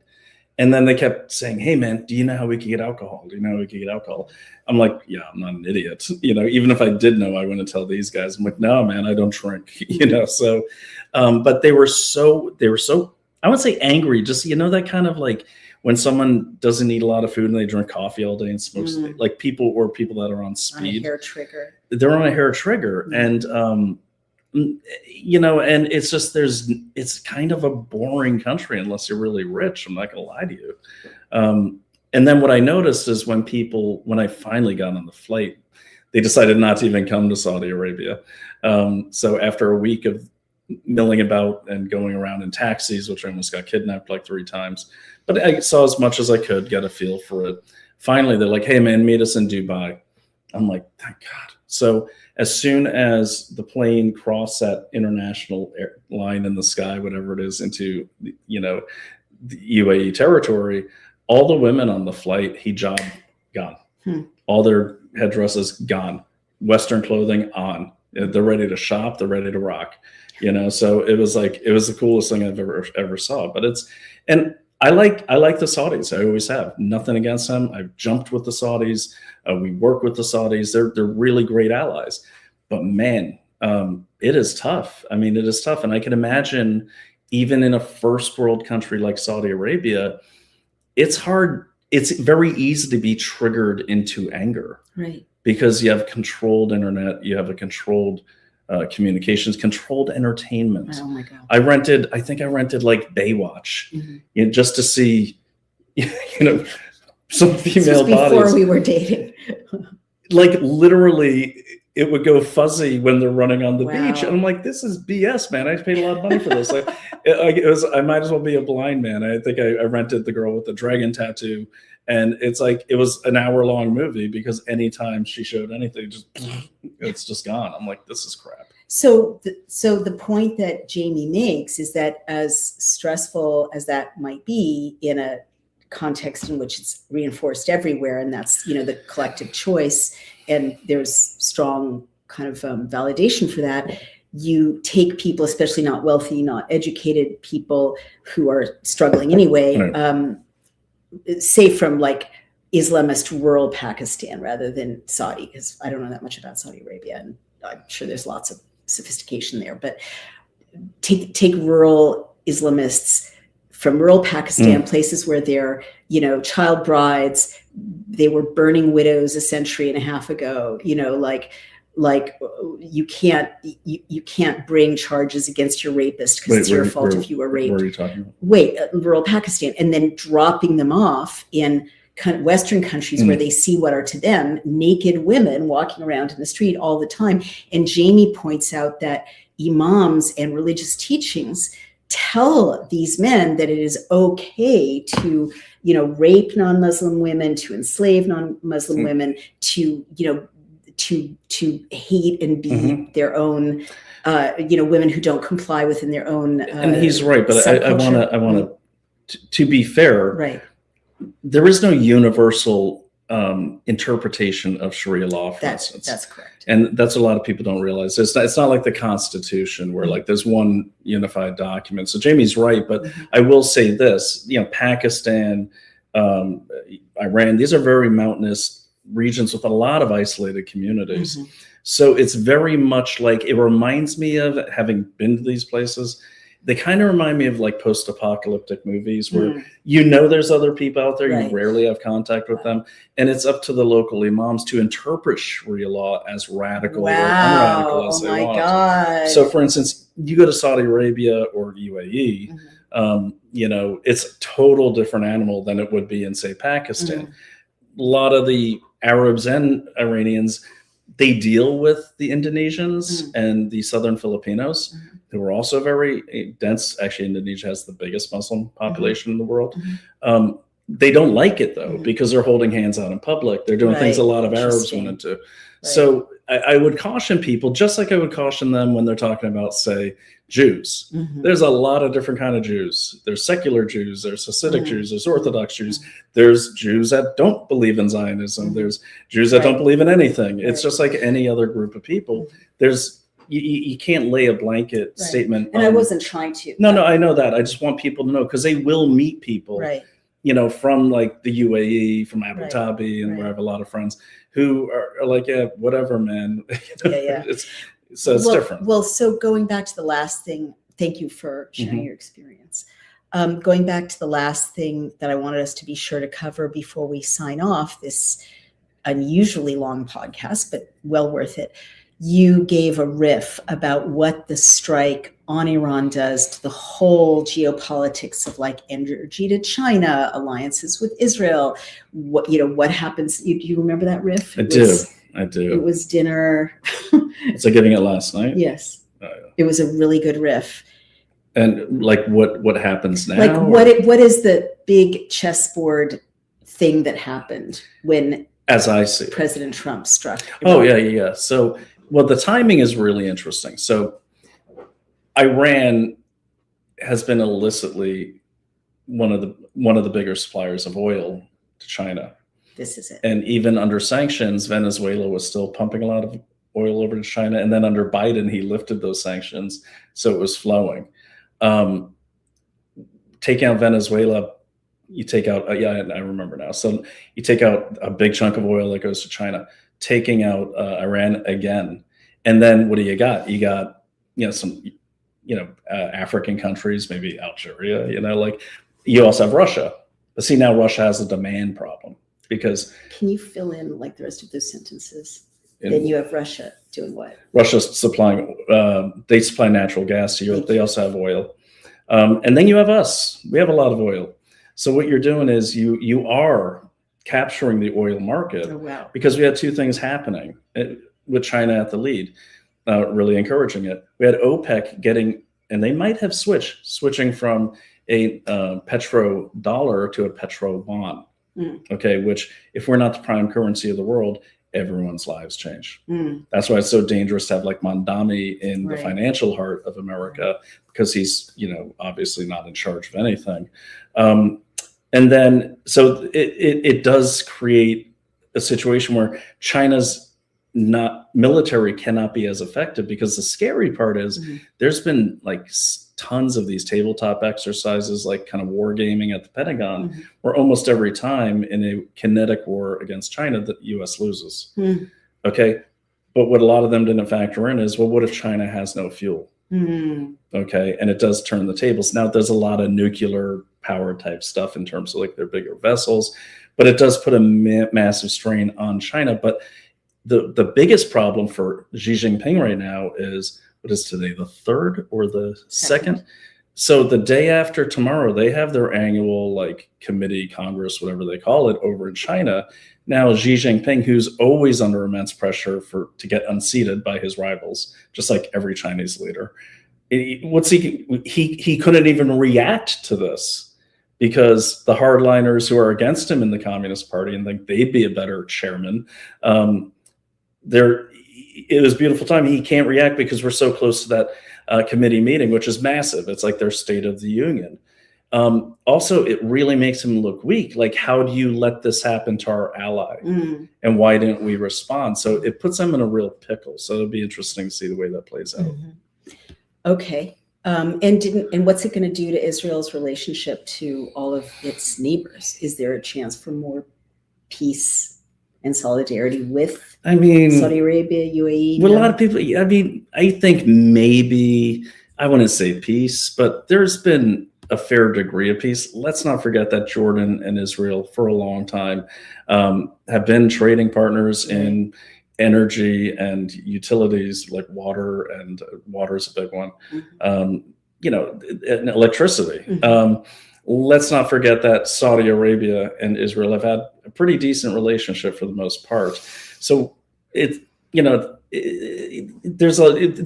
a lot of these neighbors, except for the more radical neighbors, have kind of learned to live, in the same spot, because it's kind of like if I move into a neighborhood full of, tough Irish Protestants and I'm the Irish Catholic, but every time everyone comes to kick my butt, I beat the hell out of them. And then, I keep doing it. Eventually you're like, yeah, all right, we'll wait to fight another guy. So guess we'll deal with this. I think it's going to be always a tenuous piece because until things change so radically in the entire structure of Islam and everything else and the worldview, to ally with Israel, especially after this time period, you're going to be isolated if you do it publicly. But there's a lot of that, not friendship, but mutual understanding off the books for business reasons. Interesting. Yeah. And could the strike on Iran, and this is my last question, then we've got to sign off, or thank our sponsors and sign off. Could the strike in Iran stop the flow of terrorism and Islamist sleeper cells and people trying to establish beachheads for Sharia law in the West? It'll have an impact, but keep in mind with Joe Biden's open borders, so many of those people deployed to our country. And JJ Carroll and I were talking about this on our old show, Unrestricted Invasion. We had senior, like 40, 50-year-old Al-Qaeda generals coming through our border, identified as special interest aliens, and then released into the interior, and they have not been found. There are a ton of, Islamists versus Muslims. There's a big difference. Islamists are more radical. Muslims are people that follow the religion, but Islamists, running around this country, and that's a massive problem. And don't forget that not all Muslims are Arab, because the left has this real affinity for setting up these groups that like to go to prisons and help the prisoners with whatever. And it seems since a lot of these groups have started, especially under the Open Society's various B Corps, radicalization to Islam within the U.S. prison system has grown exponentially, which is, in my opinion, why the socialists in the party are always pushing for these mass incarceration bills where you release all the prisoners. Well, in the comic book version of what I'm saying, well, of course they want to release a prisoner. That's their army. Right. Wow. That's so disturbing and scary. All right. Well, you've painted a vivid picture. We've run out of time. Is there anything you want to say in the last 3 minutes before I thank our sponsor? And yes, people are asking me to put the name of the book in the link, and we will. And for now, just so you can see, it's called United in Hate by Jamie Glazov. And that's the left's romance with tyranny, terror, and Hamas. Believe it or not, I love Jamie Glazov, and I've admired him for a long time. We've interviewed each other many times.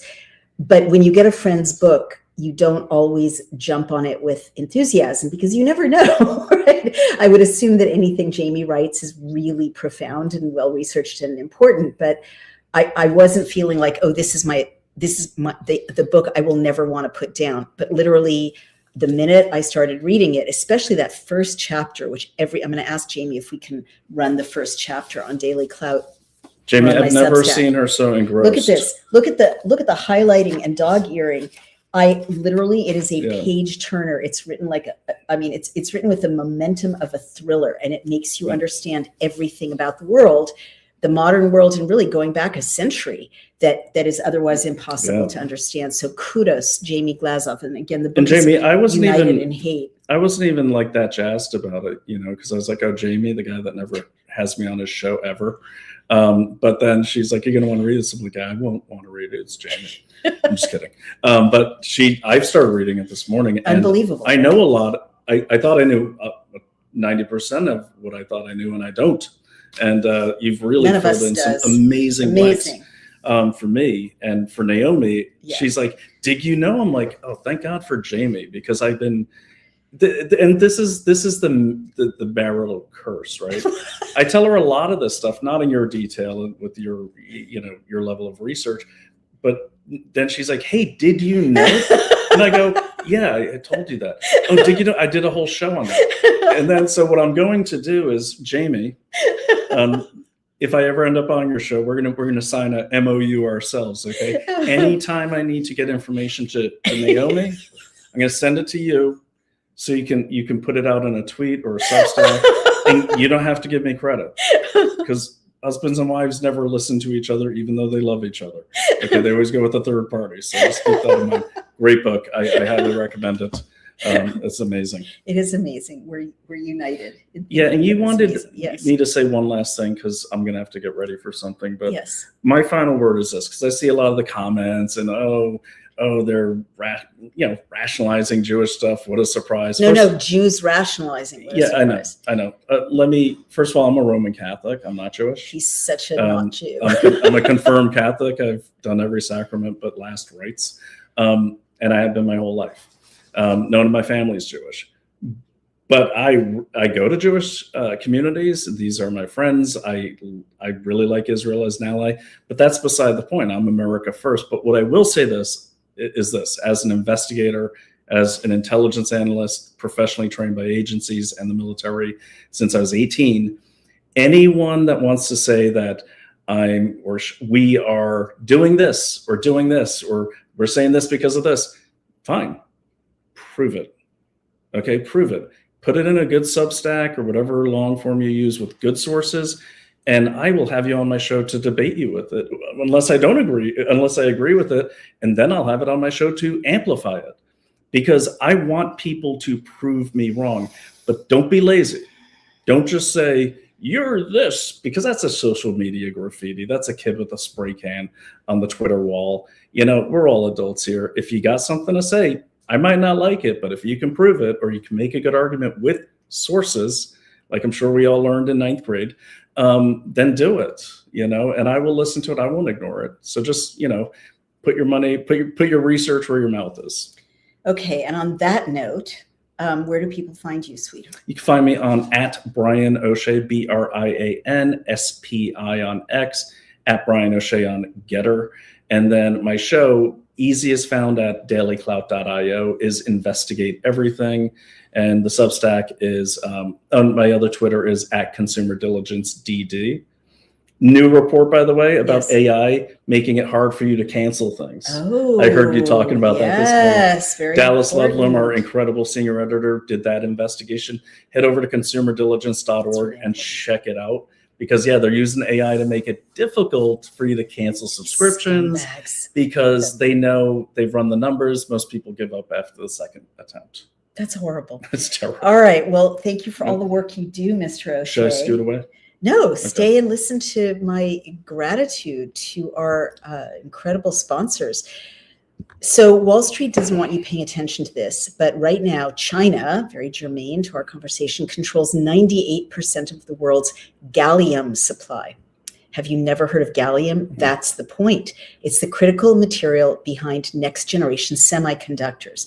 And Beijing has been using it as leverage in the global tech war. But here is the twist. A tiny American company just developed breakthrough gallium nitride, or GaN technology, that could make China's grip irrelevant. Very much parallels what you were saying. Silicone chips, Well, I'll tell Jamie. they've hit a wall. Even NVIDIA's CEO says Moore's law is dead. But GaN chips use up to 40% less energy, charge 3 times faster, and can deliver dramatically higher performance than traditional silicon. And this small US firm, they hold 250 American patents on this tech. Now, major global brands, including NVIDIA, Samsung, Dell, Lenovo, and LG, are already partnering with them. This isn't about politics. It's about better technology winning. And an investing expert just released an urgent presentation explaining why the next 12 months could be critical and why regular investors should discover the name of this under-the-radar company before the wider market catches on. Watch the full briefing now at ganrevolution.com. That's ganrevolution.com. Don't miss it. It's worth a watch for sure. Worth a watch. Now, there's also this. Take a drive through any major city after sunset, and you'll notice something strange. Dark windows, empty offices. Right now, 1 in 5 commercial buildings in America is sitting vacant, and nearly $1 trillion in real estate loans are coming due this year. Now, if those buildings stay empty, the banks are going to take the hit. And those are the same banks in which your retirement savings likely sits. There's a new free report called the Ghost Tower Signal that breaks this all down for you. It uncovers 7 early warning signs that showed up before every major crash since 1929. All 7 are active again right now. This won't make the evening news, but it could help you protect your savings from what is definitely very likely to be coming at us. Download it free at cloutgold.com. That's cloutgold.com, cloutgold.com, or call 855-803-GOLD, 855-803-GOLD to get your copy mailed to you. And as I always say at these moments, Brian and I started talking nearly 5 years ago about investing in gold when we first learned kind of that you could do it and that it was easy to do.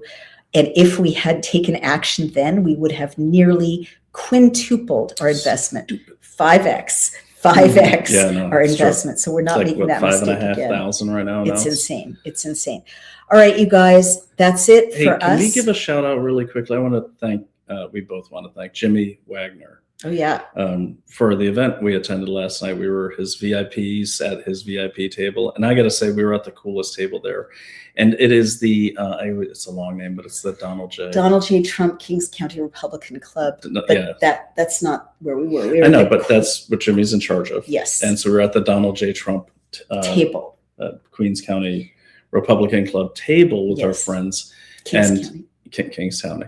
And Jimmy was getting an award. Yes, and he was. Jimmy, I didn't get to tell you last night. He's a great patriot. Fantastic. Yours was my favorite speech of the night. And so thank you. And to all the people at our table and all the people we met, it was a great time. It was a great night. Real patriots are out there. Labels mean nothing. What a time we're in. What a time to be alive. So I am over on Substack. My Substack is Outspoken. We've got 116,000 total subscribers. A tiny fraction of those are paying subscribers. Paying subscribers keep us going. We appreciate everyone else, but if you can afford to, please be a paying subscriber to Outspoken. And if you can't afford to, become a subscriber. And over on Daily Clout, if you subscribe, it's only $3.99 a month at this point, I believe. You're really helping us to keep the lights on, and you can also make a one-time donation or a monthly recurring donation.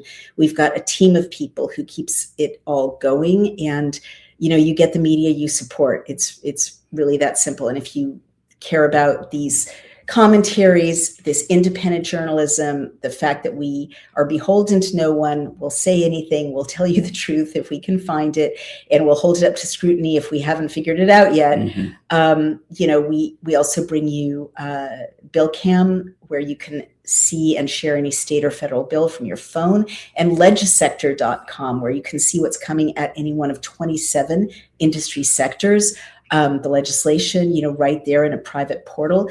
These things are amazing tools to keep our country safe and free and keep you informed, to protect your interests, but they do cost resources to keep going. So please support Daily Clout, Outspoken, Bill Cam, Legisector. Sign up for those, and we'll see you maybe as soon as tomorrow. Thank you, Brian O'Shea. Yeah, and I invite like Kevin Small and all these people, come on to my show, be in the chat. I will call to on talk about the Jewish rationalization. Well, he's talking about something that's like literally Tsarist propaganda, the financial new world order. And by the way, quick question. Oh for no, you. sweetie, we've no, I gotta say it. I gotta say it. Go. This is what I don't get about all these people, like, and it really is Tsarist propaganda. The Jews are taking over the world. Can we do a whole separate podcast? Like, here's my thing: if they can't take out Hamas, how the hell are they going to take out the whole world?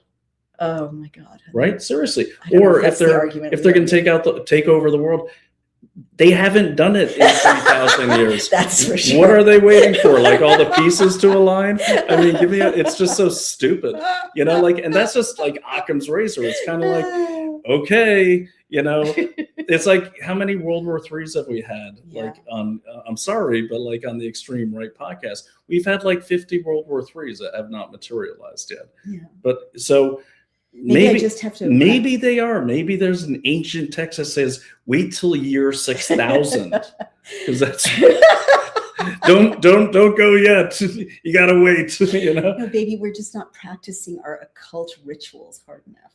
Well, you got to repopulate too, so you got to get more people, right? Because just per acre. Maybe there's some people out there who don't know that I'm joking, like the level of. Oh yeah, she's joking. I'm joking, guys. She's joking. Okay, this Jew is signing off. Happy Purim, and may there be peace on earth. And this C&E Catholic is signing off. Yeah, but we love all people.